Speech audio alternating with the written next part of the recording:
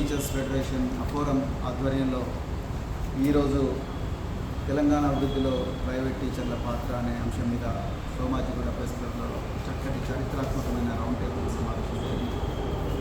చాలా ఆనందంగా ఉంది. ఈరోజు ప్రైవేట్ టీచర్లందరూ కూడా వేదిక మీదకి వచ్చి తమ సాధక బాధకాలను కూలంకషంగా చర్చించే ప్రయత్నం చేశారు.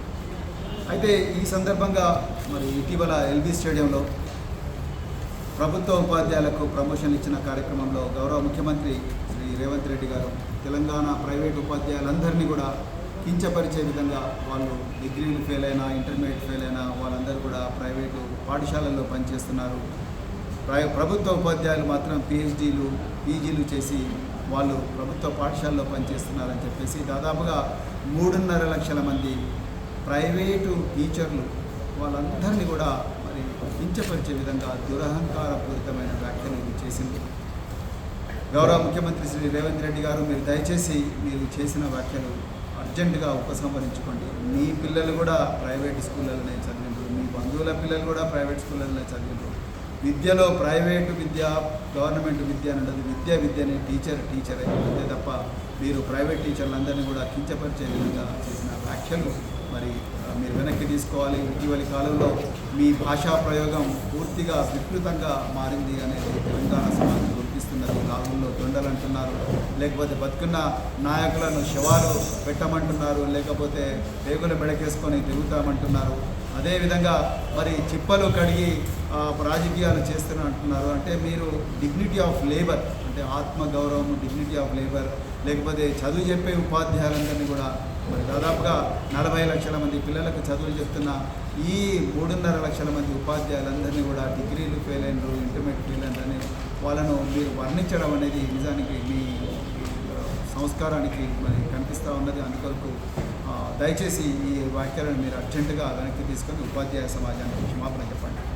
అదేవిధంగా మరి టీఆర్ఎస్ పార్టీ తరఫున మేము ఇది కూడా డిమాండ్ చేస్తున్నాం. తెలంగాణ ప్రైవేట్ టీచర్స్ ఫోరం మిగతా ఉపాధ్యాయ సంఘాలందరూ కూడా వాళ్ళందరి ఆకాంక్ష ఇంకొకటి ఉన్నది ఏంటంటే సెప్టెంబర్ 5వ తారీఖు నాడు జాతీయ ఉపాధ్యాయ దినోత్సవం అంతే తప్ప అది ప్రభుత్వ ఉపాధ్యాయ దినోత్సవం కాదు. దయచేసి అందరు కూడా గుర్తించాలి. సెప్టెంబర్ 5 అనేది జాతీయ ఉపాధ్యాయ దినోత్సవం అంతే తప్ప ప్రభుత్వ ఉపాధ్యాయ దినోత్సవం కాదు. మరి తెలంగాణ ప్రభుత్వానికి నేను అర్జెంటుగా బీఆర్ఎస్ పార్టీ తరఫున డిమాండ్ చేస్తున్నా, మీరు రానున్న సెప్టెంబర్ 5వ తారీఖు నాడు కేవలం గవర్నమెంటు మరియు గవర్నమెంటు సహకారంతో నడుస్తున్న మండల ప్రజా పరిషత్, జిల్లా ప్రజా పరిషత్ పాఠశాలలకు మాత్రమే కాదు, మీరు గురుకులాల సొసైటీలకు ఏ విధంగా అయితే ఇస్తున్నారో, కేజీబీలకు ఏ విధంగా అయితే ఇస్తున్నారో అదేవిధంగా తెలంగాణలో ఉండే 10,000 ప్రైవేటు పాఠశాలలు, ఇంజనీరింగ్ కళాశాలలు, అదేవిధంగా డిగ్రీ కళాశాలలు, జూనియర్ కళాశాలలు, ఇందులో పనిచేసే ఉపాధ్యాయులకు కూడా అత్యుత్తమమైన ఉపాధ్యాయులకు మీరు దయచేసి అవార్డులు ఇవ్వండి. మీ ప్రభుత్వంలో పనిచేస్తున్న ఉద్యోగస్తుల పిల్లలు, మీ ప్రభుత్వ టీచర్ల పిల్లలతో సహా వాళ్ళందరూ కూడా ఈ ప్రైవేటు పాఠశాలలో చదువుతున్నారు. మరి వీళ్ళ భూమికను మీరు ఎట్లా మరి చులకనగా చూస్తున్నారు నాకైతే అర్థం కావడం లేదు.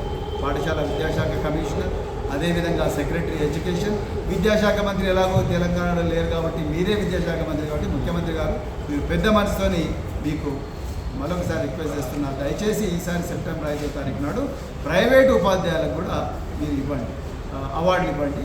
తెలంగాణ సమాజం హర్షిస్తుంది. అదేవిధంగా మరి తెలంగాణలో ప్రైవేటు టీచర్ల పరిస్థితి అత్యంత దయనీయంగా ఉన్నది. వాళ్లకు తప్పనిసరిగా ఆరోగ్య కార్డులు ఇవ్వాలి.